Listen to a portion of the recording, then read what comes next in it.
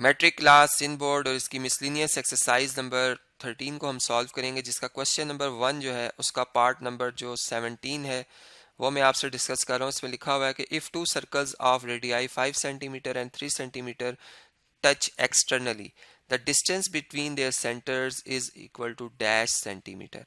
यानी अगर दो सर्कल्स हों, एक का रेडियस 5 सेंटीमीटर है, दूसरे का है 3 सेंटीमीटर, जो कि एक दूसरे को एक्सटर्नली टच कर रहे हैं, तो उनके जो सेंटर्स का डिस्टेंस है वो इनके सम के बराबर होता है। ये हमने थ्योरम में पढ़ रखा है, यानी कि इसका आंसर जो आएगा वो आएगा 8 सेंटीमीटर। ठीक है, अब इस बात को कंफर्म कैसे करूंगा ये थोड़ा सा एक्सप्लेन कर देता हूँ आपको। इसके लिए मैं डायग्राम आपसे स्क्रीन पे शेयर करता हूँ। जी, जैसे कि आप ये डायग्राम देख रहे हैं, इसमें एक सर्कल जो है इसका रेडियस है 3 सेंटीमीटर, जिसका सेंटर में O1 कह रहा हूँ। ठीक है, फर्ज करें मैं O को यहाँ तक ज्वाइन कर लेता हूँ, इस P पॉइंट तक। ये P पॉइंट जो है इन दोनों सर्कल्स का पॉइंट ऑफ कांटेक्ट है, यानी वो पॉइंट है जहाँ पे दोनों सर्कल एक दूसरे को इंटरसेक्ट या एक दूसरे को मतलब इस पॉइंट से पास कर रहे हैं, टच कर रहे हैं। ठीक है, और अब दूसरे सर्कल का फर्ज करें सेंटर ये है, O2 पॉइंट है, और इस P को अगर मैं O2 से ज्वाइन कर लेता हूँ तो ये देखें एक बिल्कुल स्ट्रेट लाइन बनती है, यानी यहाँ पे 180 डिग्री का एंगल बन रहा है। और O1 से लेकर P तक का डिस्टेंस 3 सेंटीमीटर है, P से लेकर O2 का डिस्टेंस जो 5 सेंटीमीटर है, और ये तीनों पॉइंट्स कोलिनियर है, यानी एक ही लाइन पे लाई कर रहे हैं। तो हम चूंकि ये थ्योरम में हम बात प्रूव कर चुके हैं, ठीक है, मैं आपको शॉर्ट वर्ड्स बता रहा हूँ कि ये कोलिनियर पॉइंट्स हैं तीनों। तो इसका मतलब ये हुआ कि इनके जो डिस्टेंस होगा O1 से लेकर P तक का और P से लेकर O2 का जो डिस्टेंस होगा, ठीक है, वो इक्वल हो जाएगा O1 से लेकर O2 के डिस्टेंस तक। तो ये 3 सेंटीमीटर है, ये 5 सेंटीमीटर है, तो इन दोनों का सम करेंगे तो 8 सेंटीमीटर आंसर आ जाएगा। तो इसी तरीके से ये प्रॉब्लम जो है वो हम अंडरस्टैंड कर सकते हैं। ठीक है जी, अब नेक्स्ट जो पार्ट आ रहा है वो आपसे डिस्कस करता हूँ। जी, पार्ट नंबर 18 में अगर आप देखें तो इसमें लिखा हुआ है कि if two circles of radii 5 centimetre and 3 centimetre touch internally the distance between their centres is equal to.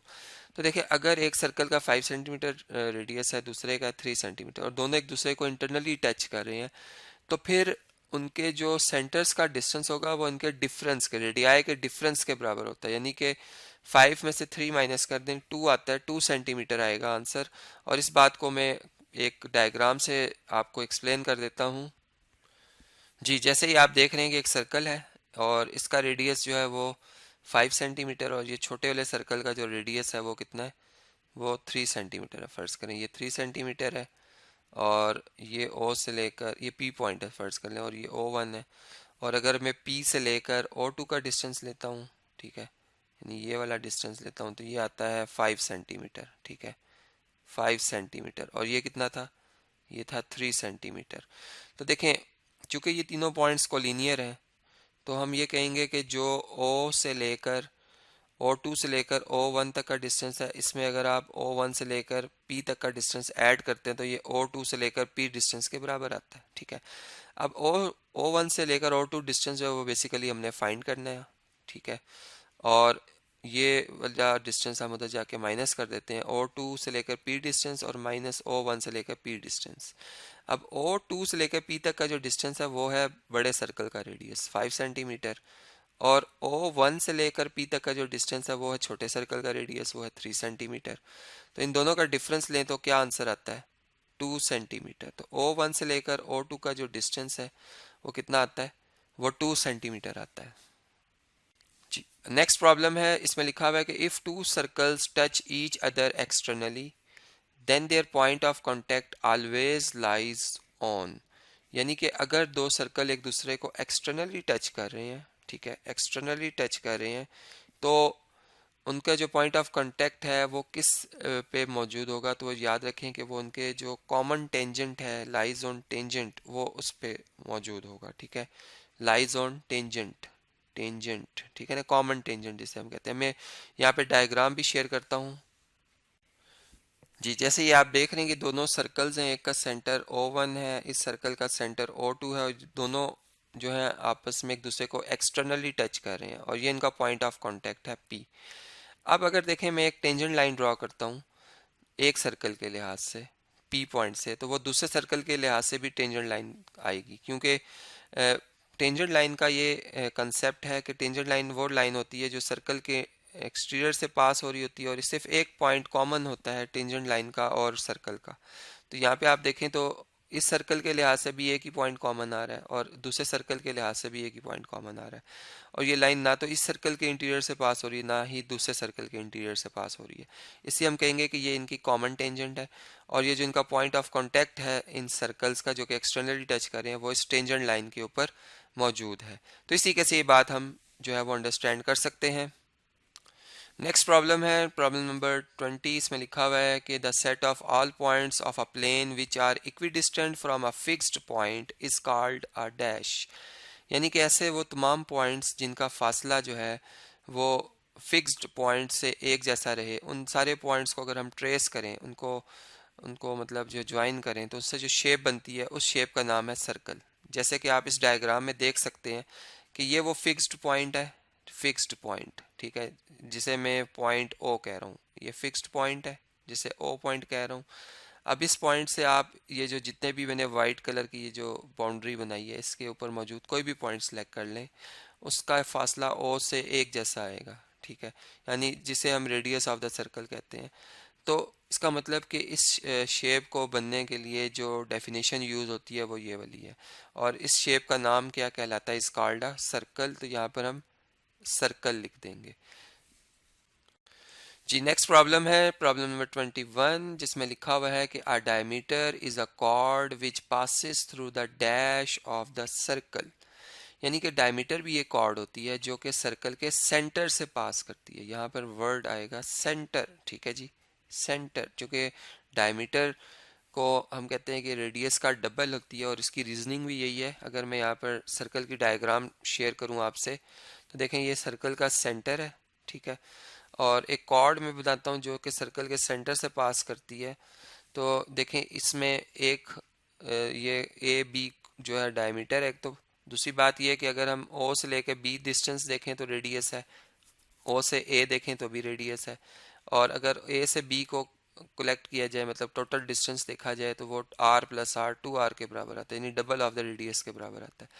तो ये बात जो है वो हम अंडरस्टैंड कर सकते हैं।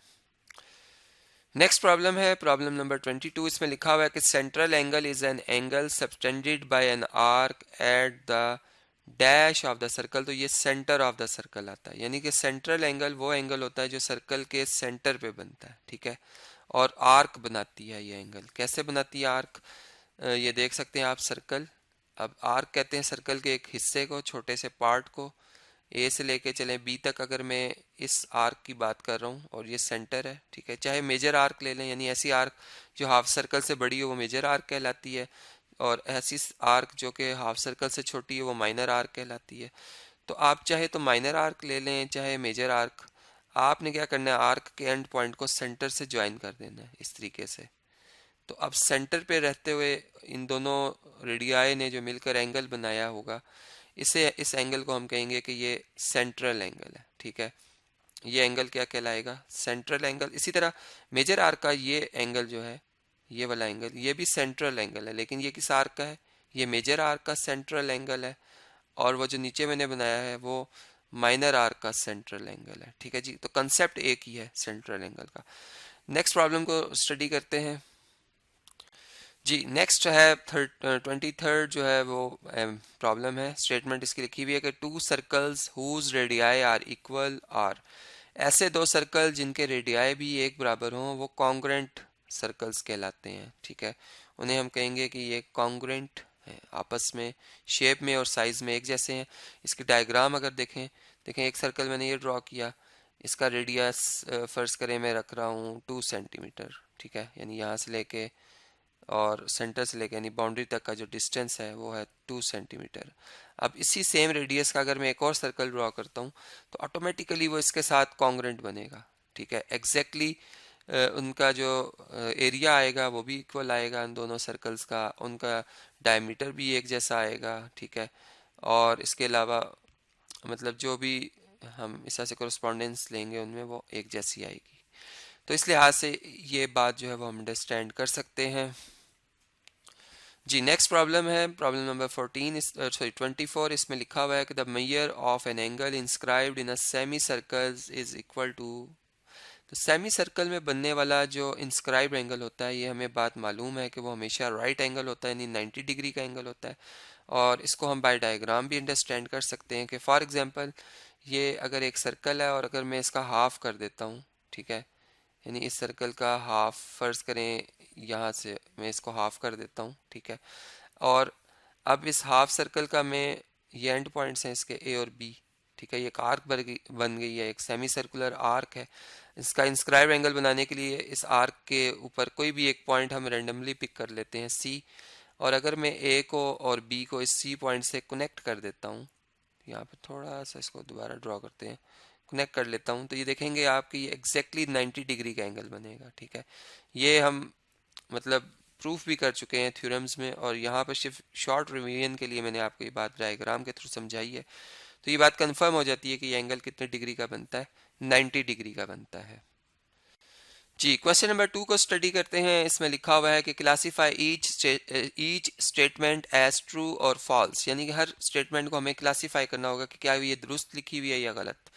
जैसे कि पहली जो स्टेटमेंट है इसमें लिखा हुआ है कि every diameter of a circle is also a cord of the circle, यानी कि हर जो डायमीटर होता है इसे हम कॉर्ड भी कहते हैं। तो ये बात बिल्कुल दुरुस्त है, क्योंकि अगर हम जैसे डायग्राम में अगर आप देखें, चले मैं डायग्राम यहाँ पे ड्रॉ करता हूँ सबसे पहले सर्कल की। जी इसमें अगर आप देखें तो ये सर्कल है जिसका सेंटर ओ है।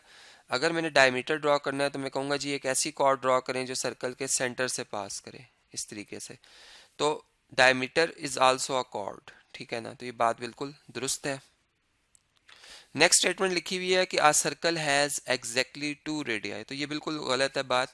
सर्कल का सिर्फ एक ही रेडियस होता है और इसी वजह से तो सर्कल की डायग्राम बनती है। यानी अगर हम डायग्राम को नोट करें तो सर्कल का जो एक रेडियस फिक्स्ड हो जाता है, जैसे फर्ज करें सर्कल के सेंटर से लेके बाउंड्री तक का जो फासला है ये रेडियस है।